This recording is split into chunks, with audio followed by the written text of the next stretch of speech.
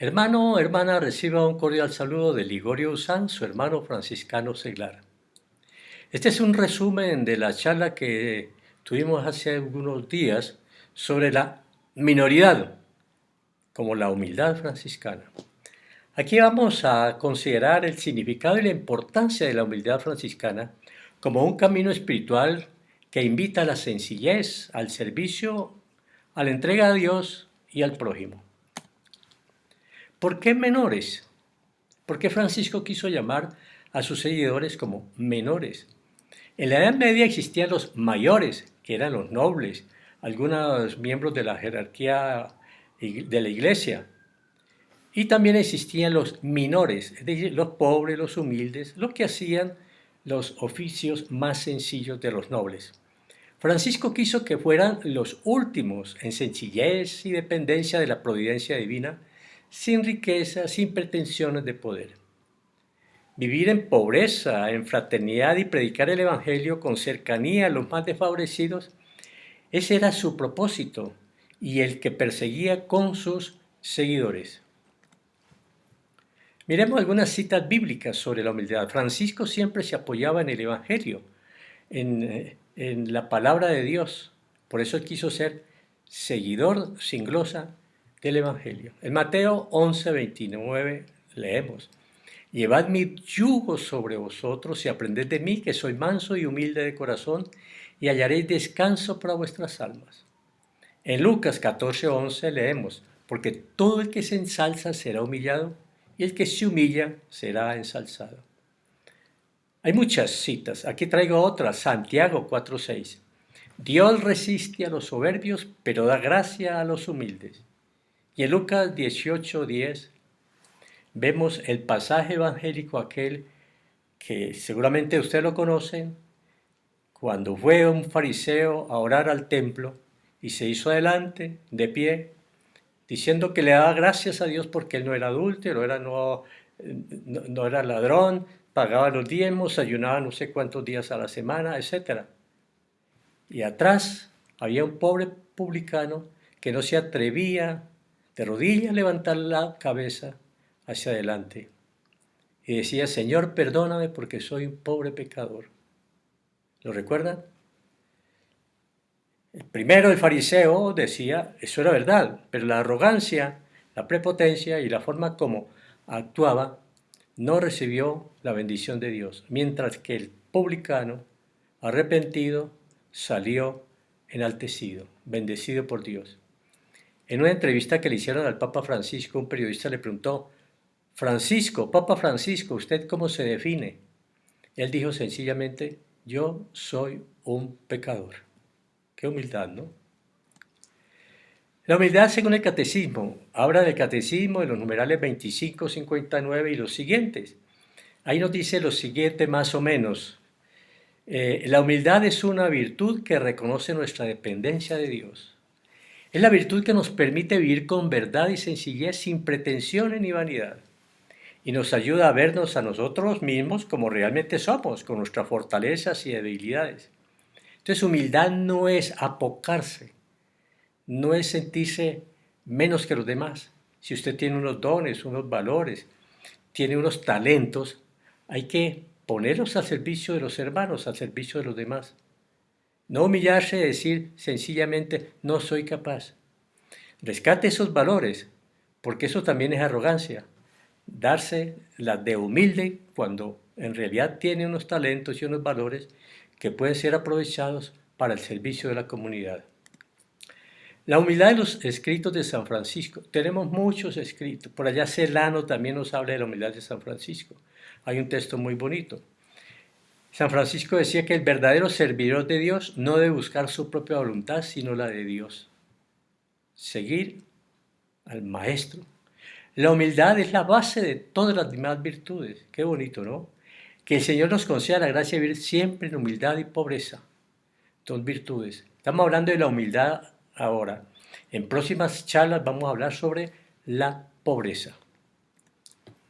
Ejemplos de humildad de San Francisco. Vemos muchos ejemplos. San Francisco predicaba a los animales mostrando respeto por toda la creación. Veía en las criaturas sus hermanos. De ahí el cántico de las criaturas, que estamos celebrando los 800 años, ¿no? Loado seas mi Señor. Cuidaba a los enfermos y leprosos sin importar su condición. La hermana Teresa de Calcuta seguía el mismo ejemplo. No preguntaba de qué condición social era, si tenía dinero, si no tenía, qué condición religiosa, nada de eso. Una vez le preguntaron a la Madre Teresa de Calcuta, cuando vio haciendo estas obras de caridad tan extremas, una persona le dijo, uy madre, yo no haría eso ni por $1.000.000. Y él le dijo, pues yo tampoco, yo no lo hago por eso, sino por amor a aquel que nos amó primero. Francisco vivió en pobreza voluntaria, renunciando a las comodidades del mundo. Ustedes saben que él era noble, de padres ricos, tenía recursos. Y el papá, don Pedro Bernardone, quería que él siguiera ese ejemplo, el comercio. ¿Cuáles son los beneficios? ¿Qué sacamos nosotros con cultivar la humildad? En primer lugar, sacamos una paz interior y serenidad. ¿No es eso lo que buscamos todos los días? La paz y la serenidad, pero una paz interior. Ahora, tenemos con los hermanos unas relaciones más profundas y saludables. ¿Por qué? Porque nos escuchamos, compartimos sus inquietudes, sus dificultades, pero también sus alegrías. Y eso es lo que construye la fraternidad, esas relaciones profundas, cuando hay confianza y podemos decir las cosas. También sacamos una mayor capacidad de servicio y entrega. ¿Por qué? Porque vemos en los hermanos el rostro de Cristo y estamos sirviendo a Cristo a través de los hermanos, a través de los pobres. ¿Cuáles son los desafíos que tenemos? ¿Cuáles son los retos? ¿Y qué se opone a esa consecución de la humildad? Primero, hay varias, ¿no? Pero aquí mencionamos algunos, el egoísmo y el orgullo. Es que eso surge y nace, el egoísmo viene con nosotros desde la gestación. Cuando los familiares ven que la madre está esperando una criatura, todo mundo hace alarde de esa criatura, está pendiente de la criatura nace y todo el mundo está pendiente de ellos. Llega el primer cumpleaños y todo el mundo a darle regalos, él es el centro, la persona es el centro de todas las miradas. Y eso va generando un egoísmo y un orgullo cada vez más creciente. Segundo, la ambición y el deseo de reconocimiento. Precisamente como consecuencia de lo anterior, queremos que se nos reconozca lo que somos, lo que hacemos, que nos valoren nuestros méritos, en fin, eso nos lleva a poner unas barreras contra la humildad. Y lo otro, miedo al fracaso o a la crítica. No emprendemos nada, no hacemos nada, no nos atrevemos a prestar un servicio en la fraternidad. Conclusión, debemos crecer en la humildad franciscana. Esta es una de las virtudes, de las 7 que hemos destacado, ¿sí?, que identifican al franciscano seglar especialmente. Entonces debemos reconocer nuestras debilidades y limitaciones. Eso sí que es interesante y es bueno y es oportuno estar haciendo esas reflexiones. ¿Cómo soy yo? Y pedirle al hermano, a la hermana, que diga, hermano, hermana, dígame, ¿yo cómo soy? ¿Seremos capaces de hacer esa reflexión? Segundo, buscar la voluntad de Dios en todas nuestras acciones.